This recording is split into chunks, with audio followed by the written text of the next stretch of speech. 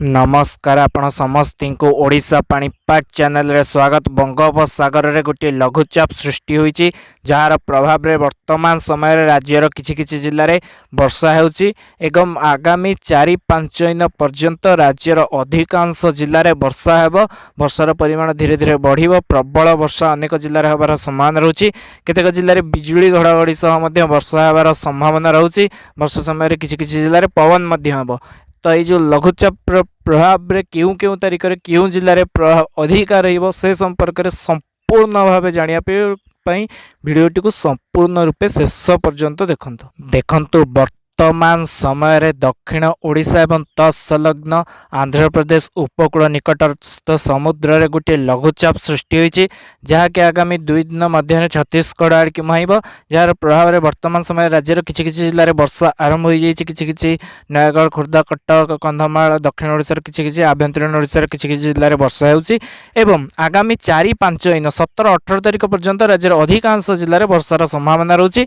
13 तारिख कथा जदि देखिबा 13 तारिख मध्याह्न बिजुली घड़घड़ी संभावना रोचे। खोर्धा नयागढ़ कटक कंधमाल बौद्ध अनुगुल ढेंकानाल जाजपुर यह सब जिला मानक एवं रायगड़ा कोरापुट मालकानगिरी कलाहांडी कंधमाल बलांगीर नुआपड़ा नवरंगपुर यह सब जिला मानक गोटे 2टी स्थान में प्रबल वर्षार संभावना रोचे।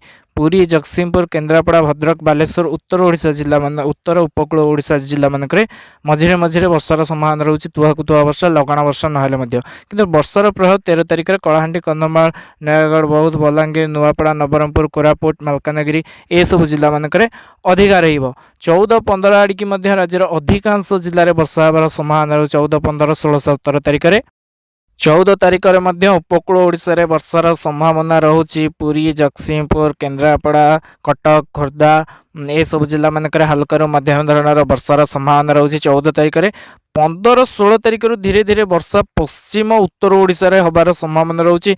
बिजुली घड़घड़ी सह जमीक बरगढ़ संबलपुर झारसुगुड़ा देवगढ़ सुंदरगढ़ केन्दुझर मयूरभंज बालेश्वर भद्रक यही सब जिला मानक 15-16 तारिख 17-18 तारिख पर्यंत वर्षार संभावना रोचे। बिजुली घड़घड़ी सह अधिक वर्षा नहेले बिजुली घड़घड़ी सह वर्षा हो पारे।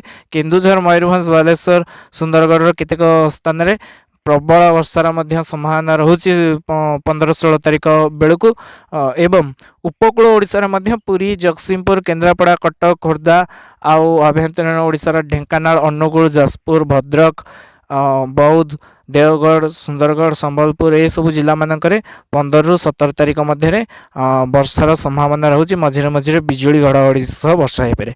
तो ये जो वर्षा है 13 तारिख 17 तारिख मध्य कौन स्थान में अधिक वर्षा कि लगाण वर्षा अधिक समय हेबनी कि राज्यर समस्त जिले में वर्षार संभावना रोचे। अल्प बहुत वर्षा 17 तारिख पर्यंत हम लघुचाप प्रभाव में तापर सामान्य वर्षार प्रभाव कमिबो पुणी टिके गरम अनुभूत होबो।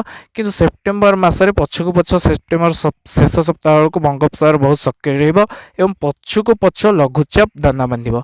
तो से जो लघुचाप गुड़िक आसीबो ता केते घनीभूत हेबो एवं तार प्रभाव ओडिशा उपर किपरि रहबो क्यों क्यों जिल्ला रे प्रभाव रहिबो अधिका से संपर्क रे आपण माने आगामी वीडियो रे जानि परिबे। आपण माने सबले जोड़ी ओडिशा पाणीपाग सह आगुआ एवं सठिक पाणीपाग खबर जानिबे।